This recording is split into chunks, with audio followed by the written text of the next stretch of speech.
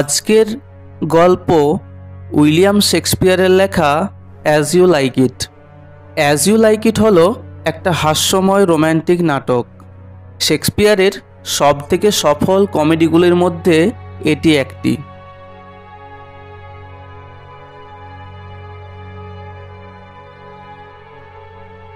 ফ্রান্সে একজন আইনসম্মত ডিউক বাস করতেন। তাকে তার ছোট ভাই ফ্রেডারিক রাজ্য থেকে বিতাড়িত করেছিলেন। এই নির্বাসিত ডিউক তার রাজত্ব থেকে বিতাড়িত হয়ে তার কিছু বিশ্বস্ত অনুগামীদের সঙ্গে আর্ডেন নামের এক জঙ্গলে পালিয়ে গিয়ে বাস করতে থাকেন। ধীরে ধীরে তারা সেই জঙ্গলের স্বাধীন ও অলস জীবনে অভ্যস্ত হয়ে গেলেন। তারা গাছের নিচে বসে হরিণদের খেলা দেখে সময় কাটাতেন এবং মাঝে মাঝে তাদের খারাপও লাগতো, কারণ খাবারের জন্য সেই সুন্দর হরিণগুলিকে তাদের মারতে হতো। অন্যদিকে প্রকৃতি তাদের কাছে ছিল শিক্ষকের মতো।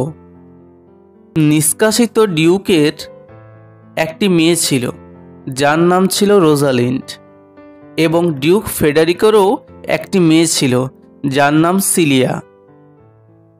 রোজালিন্ড যেহেতু সিলিয়ার অন্তরঙ্গ বন্ধু ছিল, তাই তাকে রাজপ্রাসাদে থাকতে দেওয়া হয়েছিল।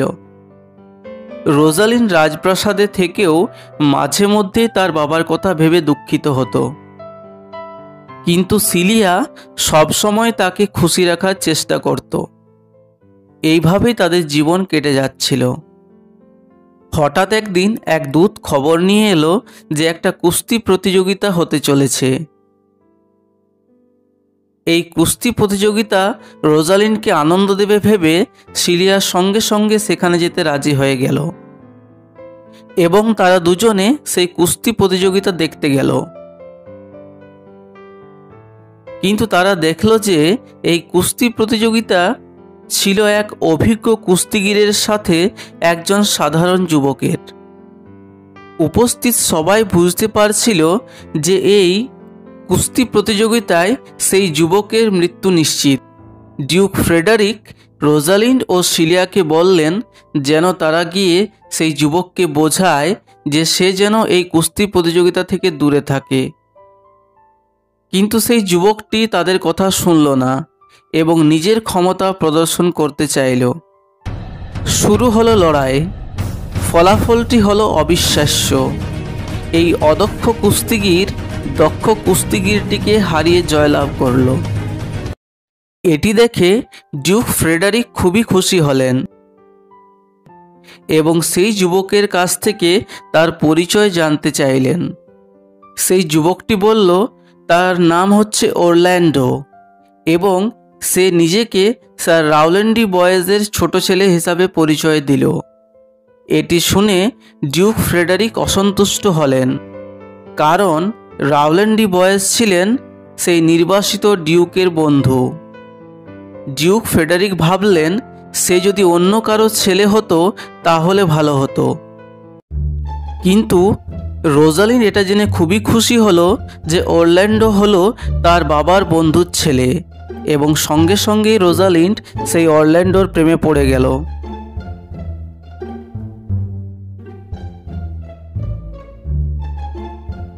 সে নিজের গলার চেনটি খুলে অরল্যান্ডোকে উপহার হিসাবে দিল। এদিকে অরল্যান্ডোর বিজয় লাভ ও রোজালিন্ডের গুণের প্রশংসা শুনে ডিউক ফ্রেডারিক রোজালিন্ডের উপর এতটাই রেগে গেলেন যে সে রোজালিন্ডকে তার রাজসভা থেকে তাড়িয়ে দিলেন। রোজালিন্ড আর্ডেনের জঙ্গলে পালিয়ে যাবে ঠিক করল এবং সঙ্গে সিলিয়াও যাবে বলে সিদ্ধান্ত নিল। বিপদের হাত থেকে বাঁচার জন্য দুই রমণী ছদ্মবেশ ধারণ করল। রোজালিন্ড ছদ্মবেশ নিল এক গ্রামের ছেলের এবং তার নাম রাখল গ্যানিমিড, এবং সিলিয়া ছদ্মবেশ নিল একজন গ্রামের মেয়ের এবং তার নাম রাখল এলিয়ানা। তারা নিজেদের পরিচয় দিল ভাই বোন হিসাবে। তারা আর্ডেনের জঙ্গলের দিকে বেরিয়ে পড়ল। তারা অনেক দূর হাঁটল, তাই তারা খুব ক্ষুধার্ত ছিল। তাদের আশ্রয় ছিল না। ঘটনাচক্রে দেখা হয়ে গেল একটা মেষ পালকের চাকরের সঙ্গে। সে তাদের তার মালিকের কাছে নিয়ে গেল।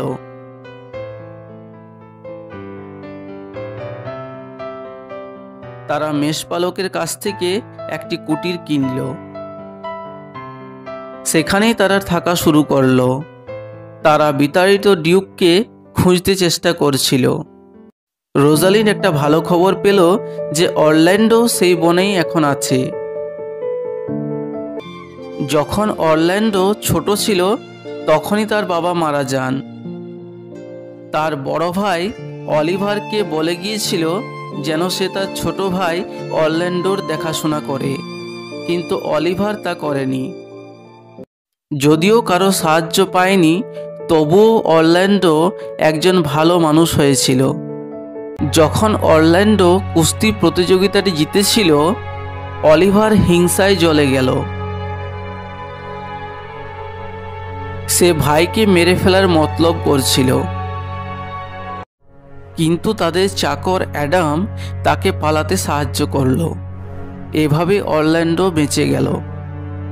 অ্যাডাম আর অরল্যান্ডো চলে গেল আর্ডেনের জঙ্গলে। সেখানে তাদের না ছিল খাবার, না ছিল থাকার জায়গা। এতটাই ক্লান্ত হয়ে পড়েছিল যে অ্যাডাম আর হাঁটতেই পারছিল না। অরল্যান্ডো কাছাকাছি একটা গাছের নিচে তাকে রেখে দিয়ে চলে গেল খাবারের সন্ধানে। ঘটনাক্রমে সে নির্বাসিত ডিউক আর তার অনুগামীদের নৈশভোজে ব্যস্ত থাকতে দেখল।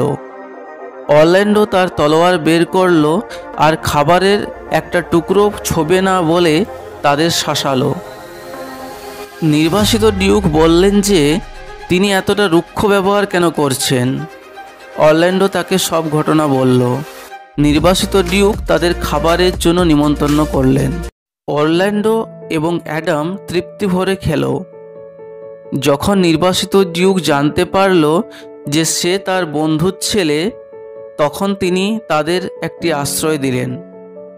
কিছুদিন পর যখন গ্যানিমিড এবং এলিয়ানা বনে ঘোরাঘুরি করছিল, সেই সময় একটা গাছের ছালের উপর গ্যানিমিড রোজালিন্ডের নামটি দেখতে পেল।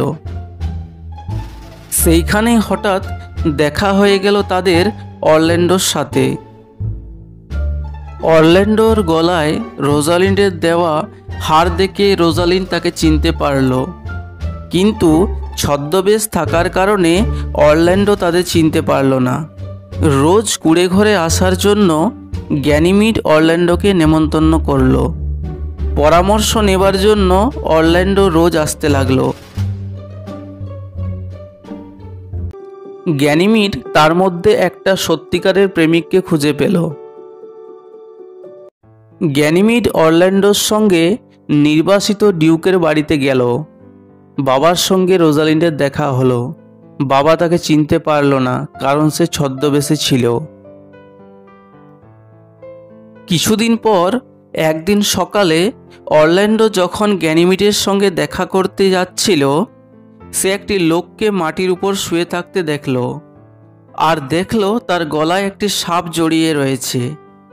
যখন সে এগিয়ে গেল, সাপটি লোকটির গলা ছেড়ে পালিয়ে চলে গেল।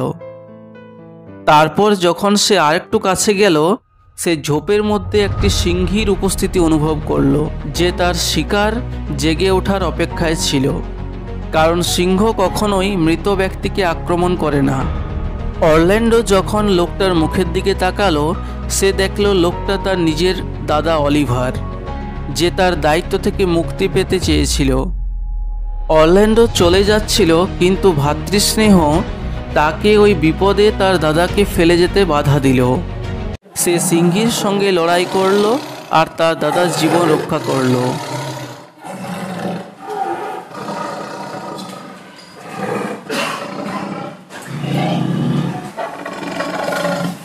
এইভাবে সে বিষধর সাপ ও হিংস্র সিংহীর কবল থেকে তার দাদার জীবন রক্ষা করল বটে, কিন্তু তার দাদাকে রক্ষা করার আগেই সিংহী তার ধারালো নখ দিয়ে তার একটি হাত ফেড়ে দিল।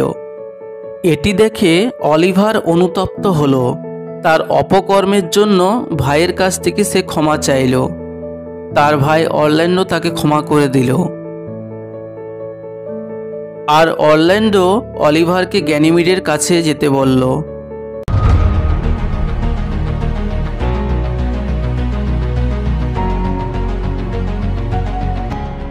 অলিভার গ্যানিমেডকে খবর দিল যে আজকে অরল্যান্ডো আসতে পারবে না, কারণ সে আহত হয়ে গেছে।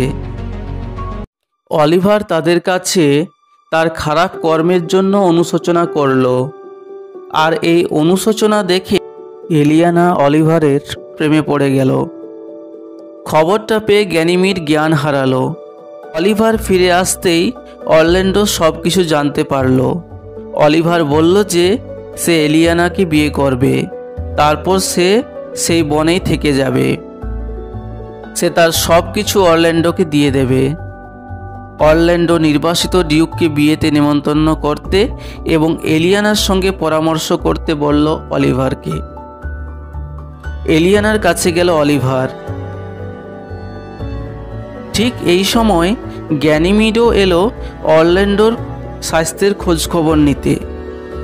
অরল্যান্ডো যে রোজালিনকে ভালোবাসে এবং তাকে বিয়ে করতে চায় সেই কথা গ্যানিমিডকে সে বলল।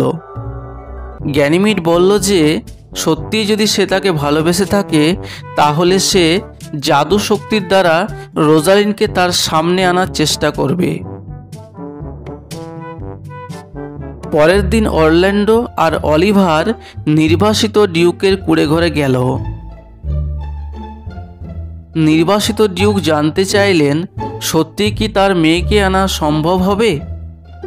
অরল্যান্ডো সম্মতি জানালো।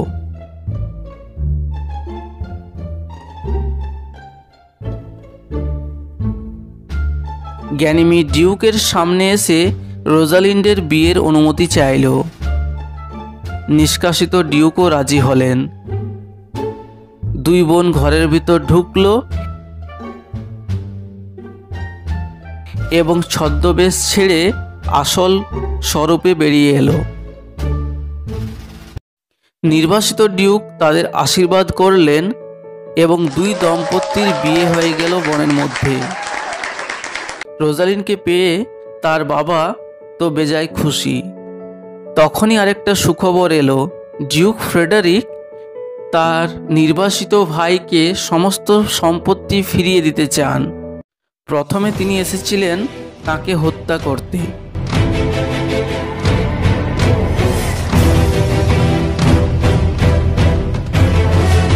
কিন্তু একজন সন্ন্যাসী ডিউক ফ্রেডারিককে সম্পূর্ণ পাল্টে দিলেন। এবার তিনি বনেই একজন সন্ন্যাসীর মতো আশ্রমে থেকে যেতে চাইলেন। তার উজ্জ্বল জীবনের জন্য সিলিয়া রোজালিনকে অভিনন্দন জানালো। যে অনুগামীরা দুঃখের দিনে তার সঙ্গে ছিল তাদের তিনি প্রাণ খুলে কৃতজ্ঞতা জানালেন এবং পুরস্কৃত করলেন।